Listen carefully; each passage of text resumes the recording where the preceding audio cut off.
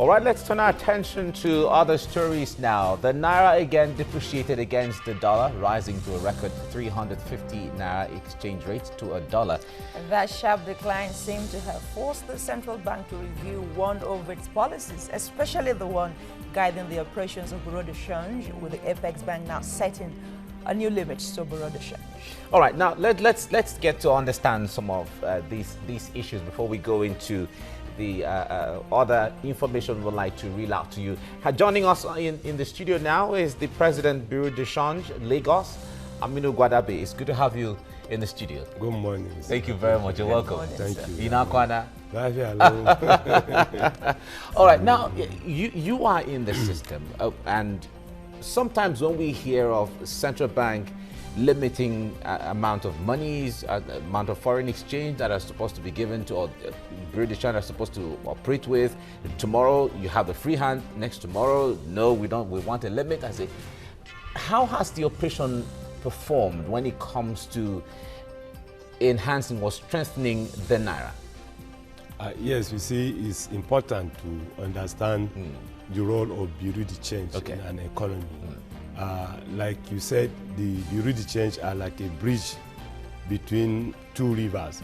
So we have two kind of markets. You have the official market, you have the parallel market. The parallel market is the opposite, direct and complete opposite of the official market.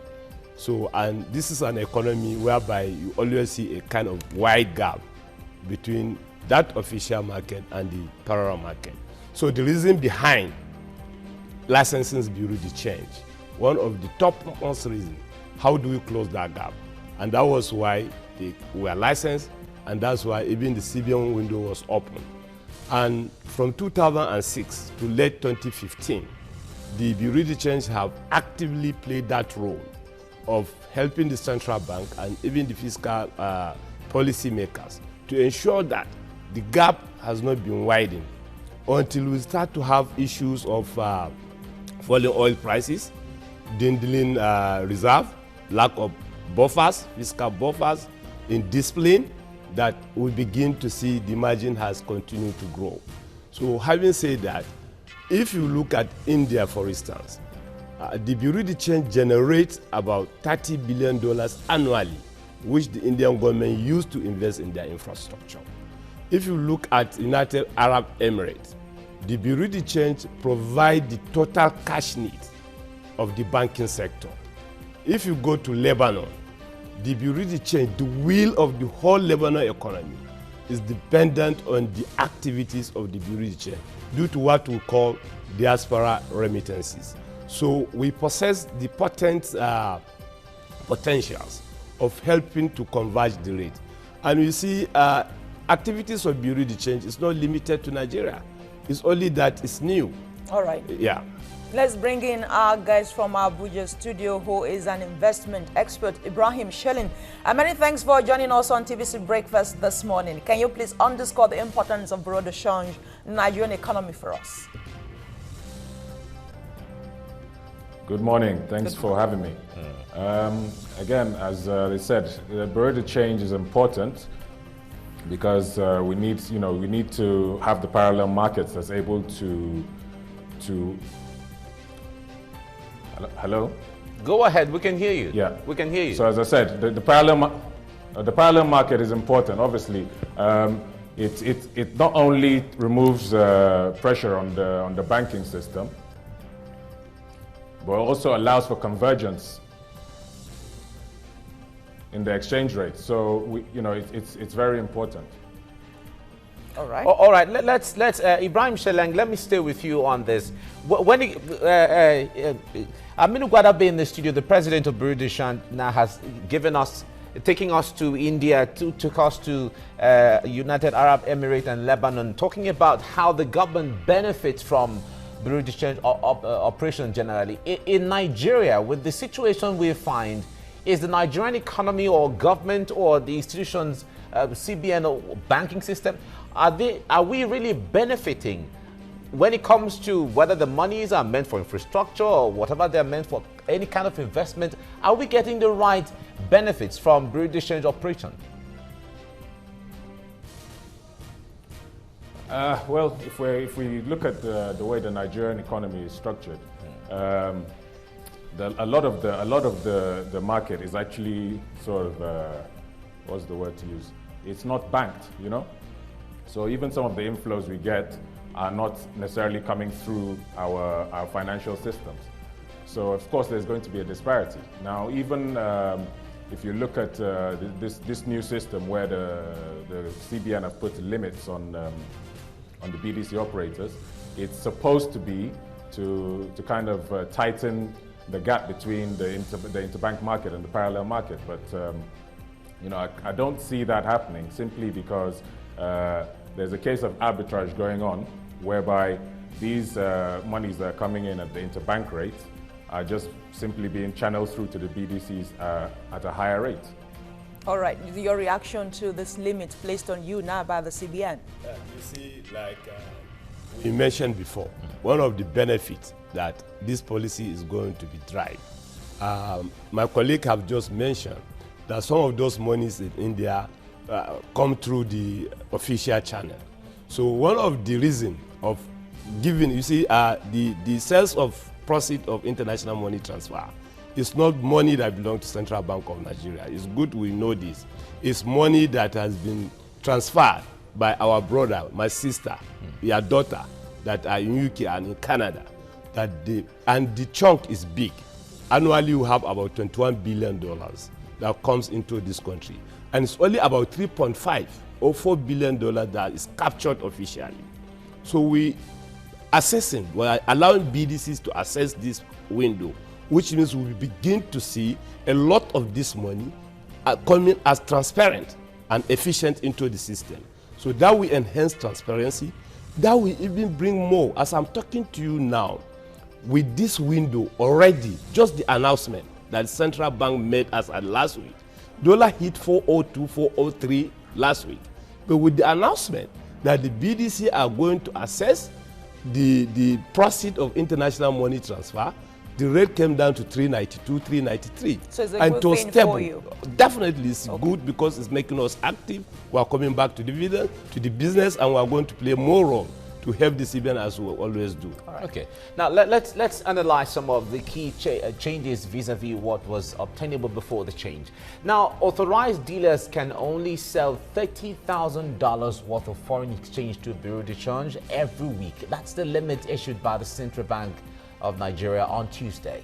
Bureau de change operators are expected to nominate their preferred authorized dealers that would help them procure the said amount only from banks of their choice in a week. Right. And the breach of this condition, they say, would attract appropriate sanction. Is that okay by you? Definitely. You see, we can't run like in an animal kingdom. There must be rule. There is a regulator, which is the Central Bank of Nigeria. It's not that we have been operating out of regulation. You see, we are licensed bureau de change. We are a corporate entity. We pay taxes. We register with Corporate Affairs Commission. We are licensed with Central Bank of Nigeria. We register with Federal Inland Revenue Services. So we are different from what you see as street hawkers. In every sector, you have illegal operators. It's just like the medical sector. You have people that are not licensed. So those ones you see by the roadside. Yes, you have people that are not licensed. Okay. You have over 1 million people that are illegal. We are different. We are regulated. We render returns to Central Bank of Nigeria weekly and monthly, which is part of what the circular stated. We render returns to a Nigerian Financial Intelligence Unit. And we pay taxes. We register for Federal Inland Revenue. We have offices that you can identify us. We put our signboard to see. So these are what make us different from a parallel market operator. Okay, we'll come back to this because we need to understand the aspect of you have offices, you're registered and all of that, but when you're driving across some markets and some streets, you see some guys standing and calling dollar. And in some cases, those people take you to some offices. But we'll come to understanding that. Let me bring agents, in, okay? let's bring in Ibrahim Sheleng in here.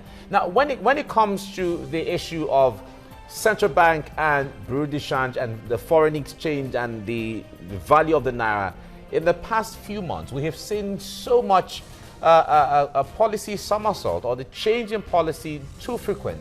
What impact is this having on the strength of the naira? I mean, the initial plan with the CBN was to kind of reel in the naira freefall.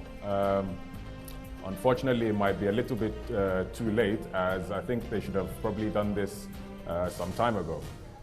What we have now is a backlog of dollar demand, which is probably what created this initial spike. You know, as soon as the CBN released the stranglehold on the naira peg, on the dollar peg, sorry, we saw a spike go up. Now they came up with these derivative options to increase liquidity. However, I'm not sure they've managed to be able to meet the backlog of demand for the dollar.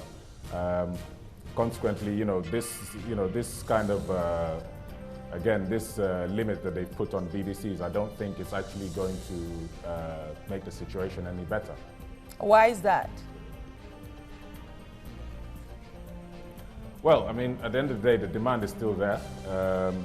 The one, I would say, commodity that is driving our market is the oil, and obviously oil prices have also gone down. And again, this is creating this, again, if you look at what CBN tried to do in terms of increasing rates to attract foreign portfolio investors, it's not really worked, because, I mean, the portfolio investors, if they come in, are they sure that they're going to be able to access the dollar to exit their positions? Okay, right. Ibrahim, we'll come back to you on this. Now, the selling rate by the authorized dealers to the Bureau de Change shall be the buying rate from international money transfers operators with a margin not exceeding 1.5%. Now, foreign exchange cash purchased by the BDC shall be sold to foreign exchange end users at a rate not exceeding 2% margin above the buying rate. In all cases, the maximum disbursement per transaction shall not exceed $500,000. That's about $5,000. Sorry, for business allowance, travel allowance, overseas school fees, and overseas medical fees. Can you explain that to us, please? Yeah, very well. Before I go into that, I want to digress a bit from why we have spike in the market. You see, yes, we always continue to talk on, say, backlog of demand. It goes beyond that. There are what I term evil forces in the market. For instance, if you take speculation, a lot of Nigerians now prefer to even put dollars into their car, put in their wardrobe, than keeping naira. So this is a speculative situation and hoarding. So we should always look at, we always talk of demand. Are you blaming that for the it's loss of confidence, fear in the market. That is what is causing it. You see, we always talk on the demand side. We should talk on the supply side. And what CBN did now is to enhance supply side of the market.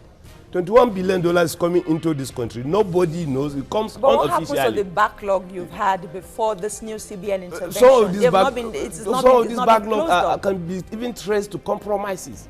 That of professionalism in the banking industry. I'm sorry to say that. Going back to limits, yes, like I've told you, we are regulated. As we really change, we have scope. We have what they said in the circular, business traveling allowance. That's you are traveling as a business, over there to meet your supplier and discuss with him. You are entitled to $5,000. Personal traveling allowance, you are going for holiday, personal.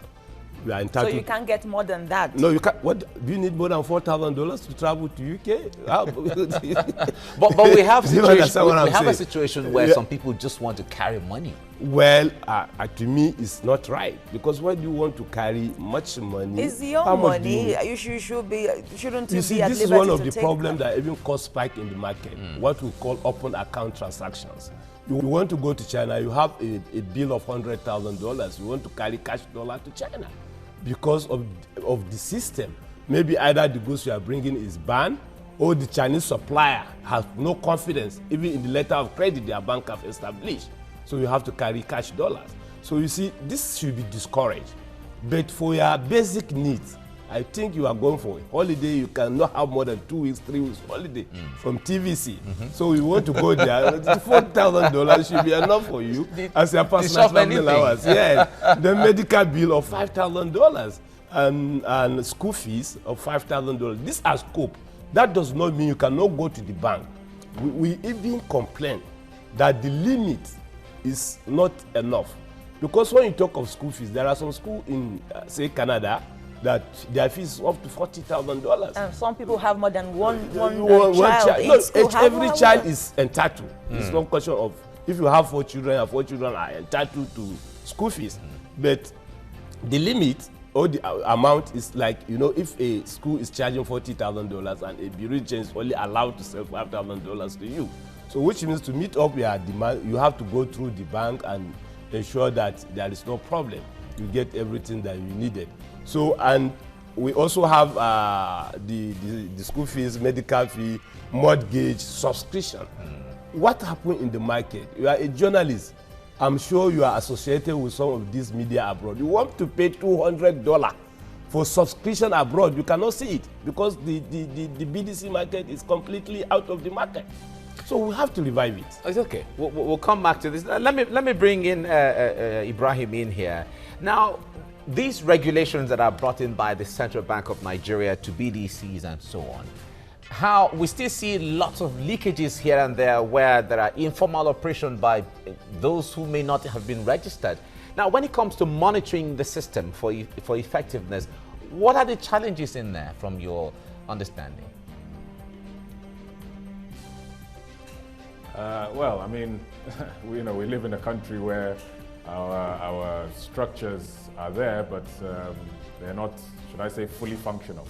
So naturally, there will be leakages. I mean, I can understand the CBN is doing their best in setting up these regulations, and they can only do the best they can, and hope the players within it also understand what the CBN is trying to do, and play by the rules. As I said, there will be leakages, and the government is trying to prevent sort of money laundering operations going on. So you can understand what some of these policies are being put in place for. Whether $5,000 is enough for somebody that's going for a medical trip or somebody that's going to pay school fees, well, there are some official channels that the CBN have given, but even these Form A's are not exactly accessible. So I don't know. Well, we are in a recession, so perhaps we'll see what the CBN will do going forward in the next quarter. But do you see this limitation encouraging the parallel markets? Because if you can't get more than 5,000 from the Bureau de Change, perhaps you want to patronize the parallel market. Well, precisely, that's it. But at the end of the day, we have to look at it this way. The demand from the parallel market is probably always going to outweigh the official market, simply because, as my colleague said earlier, people that want to go to China to buy goods that are not on the CBN on the CBN list will always source for dollars from that market. So, I mean, will you really say the government is going to, ban all those things? I don't know. Okay. All right. Now, I mean, let me come to you on this. There are sometimes you have dollars to change into naira, and you put a call to a Bureau de Change somewhere, and it says, for instance, it says, well, the exchange rate now is 200. You call the next one, they said the exchange rate now is 202. You call the next one, they say the exchange rate now is 198 as a key. Why do we not have one single exchange rate, even outside the official system? No, you see, I don't support a wider margin between the official and the parallel market, like I've said before. But there is no climb where you have uniformity of rates. But let the margin or the gap not be too draconian that we even impact negatively into the system. For instance, if you travel abroad, the rate the BDC in the airport will charge you is different from the one that when you get into the city. But they are closer, like you said, 2 naira, 1 naira. These are closer spread or divergence. So there is no place you have and what uniformity. is responsible for that? Is it where they get their own dollars or how? Well, sometimes like location. Somebody that operates in the, say, in international airport, his cost of rent may not be the same thing as somebody that is operating in Shangisha, you know, in terms of rent. So those are some of the things that normally give that uniformity, kind of differences. But like I said, like what you exactly quoted, 198, 202, 200, you still see, you can say, okay, because of 2 naira, let me deal with the right person who I'm used to. But if the margin is so wide, like what we've been seeing before, you know, then that is very, very wrong. But whereby the margin is not much, 1 naira, 2 naira, there is no climb. Like I said, you have uniformity of prices. Okay, now we also have a situation sometimes where the bills you carry, either the $100 bill or the $50 bill or the $20 bill or $5 bill, as the case may be, sometimes determine the worth of how much you're supposed to get back from a bureau de change. You see, that is a misnomer. Because, for instance, if you is that fraud? It's not fraud. Is that fraudulent? Well, I think that has to do with even some of the players. Like, for instance, if you go to bank, you want to deposit, some banks may not even accept $20 from you as a cash deposit. And if they want to accept it, there is a kind of charges that they may even give you. So while you are buying and you are taking it to the bank, and by the time you go to the bank, you are having $10 denomination. They will not even collect it from you. Why? You see, maybe they see it as note that they may not quickly disburse out. I don't know. You know, it's only in Nigeria you see $100 freely. In America, you don't even see $20. Very, very difficult. In UK, Nigerians, when they travel, they carry 50 pounds. You know, you give it to them, they'll be looking at you with that. Where do you see it? Some people in those clients, in their life, they have never even seen $50. So, but here, like I said, it's a misnomer. It should not be done and it should be rejected. The CBN should even come up with a law or a circular that any bank that you take such kind of lower denomination and you are treated unequally or unevenly, you should report it immediately so that we can begin to have sanity on that aspect. All right, let's move on and give you more information. The CBN in the circular we're talking about also stated that records shall be maintained for all transactions by the BDCs showing the BVN of the end user, including endorsement of the amount disbursed in the international passport by the beneficiary. Well, right. That's the issue now that we expect to see. How is that going to play out? Now, has that started operating yet? You see, all the CBN have said in their circular, it's not new to we be really changed as a regulator. The purpose of stamping your international passport is to avoid you round-tripping among the bureau de change. Okay. Do you understand? If you come to me, like you are buying personal traveling allowance, I will ask you of 3 or 4 documents. One is your international passport, the visa, the ticket, and your BVN, as they have said it.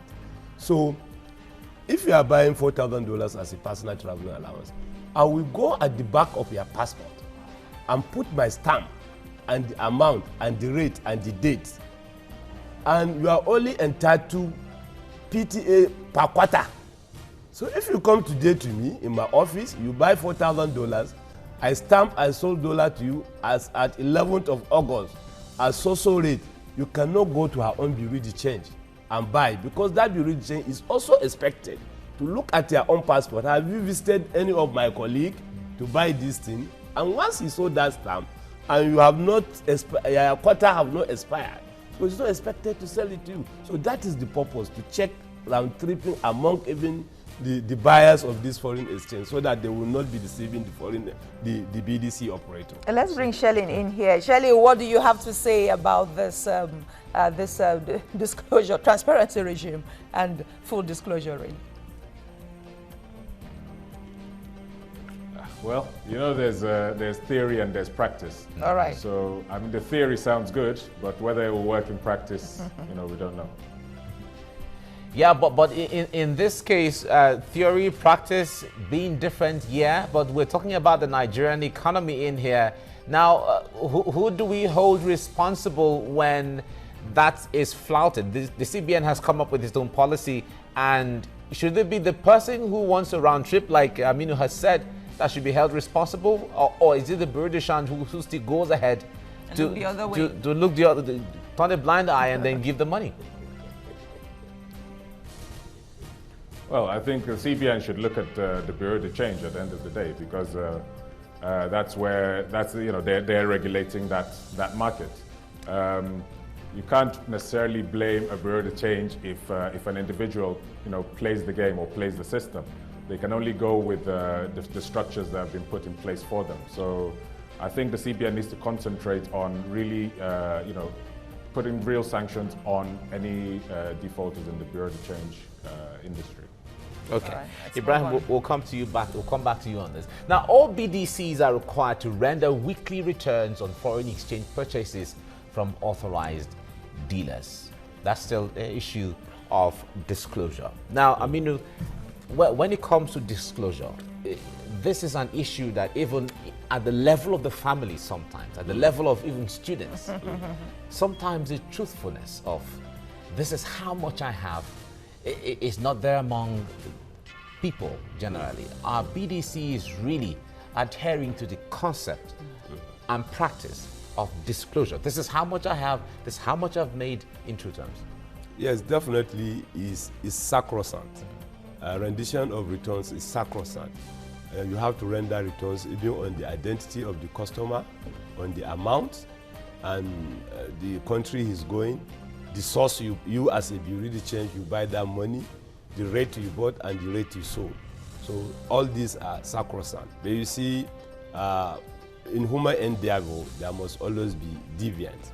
But that is not enough to say that the whole system is bad, or the whole system cannot be changed, or transparency cannot be observed.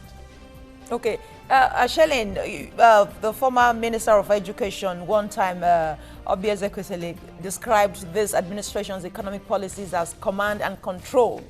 Does this really fall under the purview?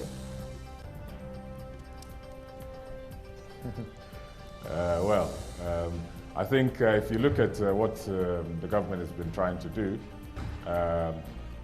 I won't be political about it. I'll remain on the fence here. But they've initially said, okay, we're going to free our hands from the market, and once decide to move against what they were predicting, they've now come back and said, okay, look, we're going to still put in one or two things in place so that we still have some sort of control over the market.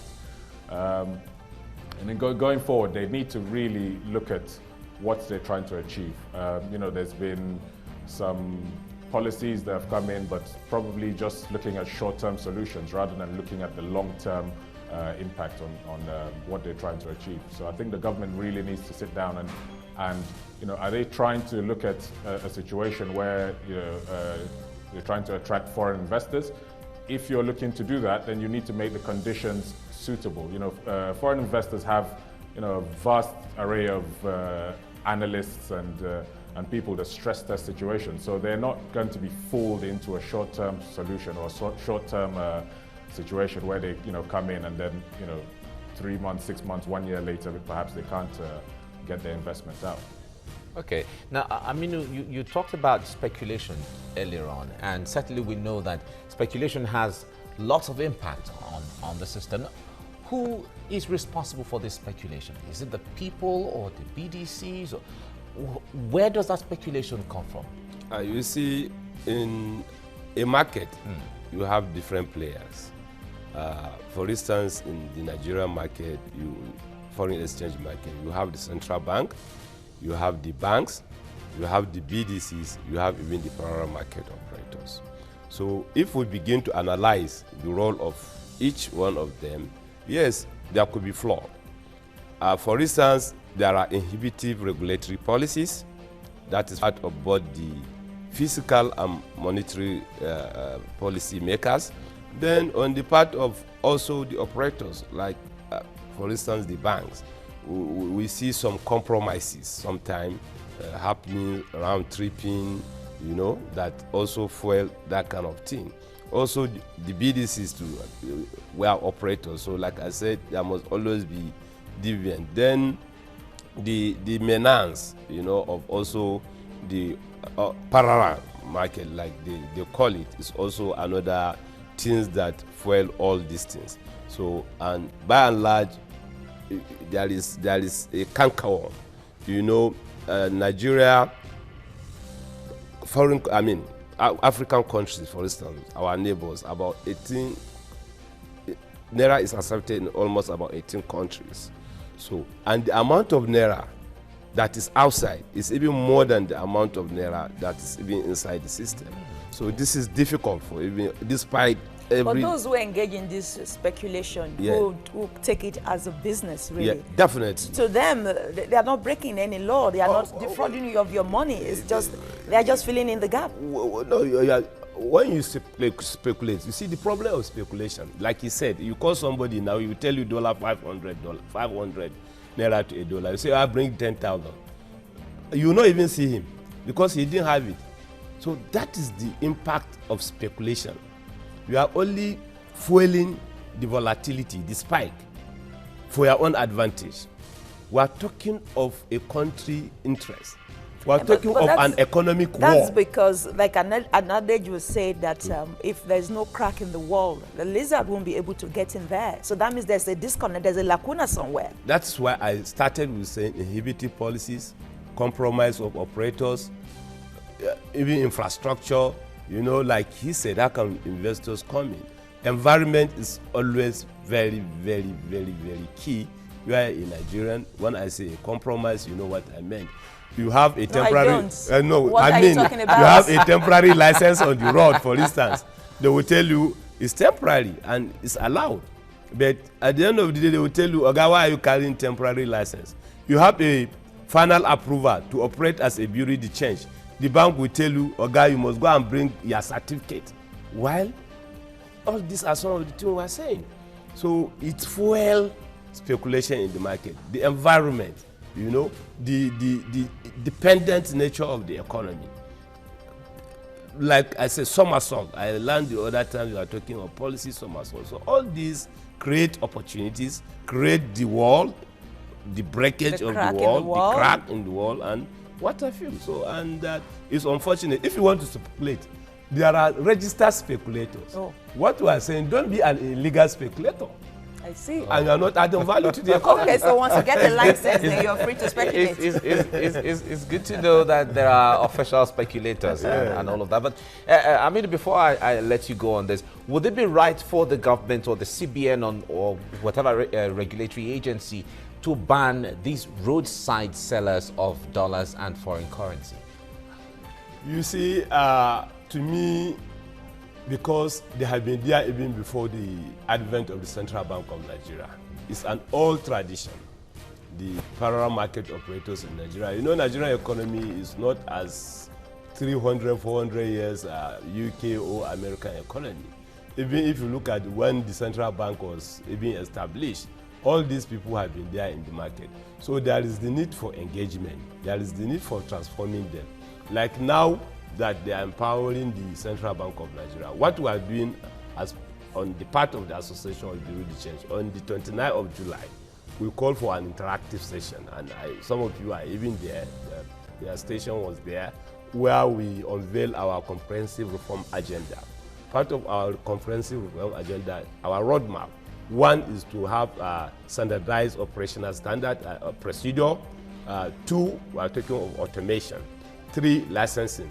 So we are looking on how we can even engage, you know, or transform these parallel market operators so that at the end of the day, even their activity can be captured. Another thing we are also asking the government. Quite a lot of things. I think we'll get into. We would like you to take us through that one after the other. But we want to go to Abuja now and thank our guest in Abuja, Ibrahim Shelin. And many thanks for joining us on TVC Breakfast this morning. It's been wonderful having you on. Many thanks. All right, coming back to what you were saying earlier on, you were talking about the certain kind of reforms you're trying to carry out in the system. Yeah. Right. So you see, like I was saying, how do we transform the street hawkers? Part of the thing we're asking the CBN is to be granted a kind of tourist village, so that when you come, you don't even need to go to all these street hawkers. There is already a dedicated location for Bureau de Change. You go in there, all of them will be there, maybe under one Bureau de Change or the other. And see, Nigeria will have about 3,000 Bureau de Change. Just in 1986, when they started, you don't even have more than Bureau de Change.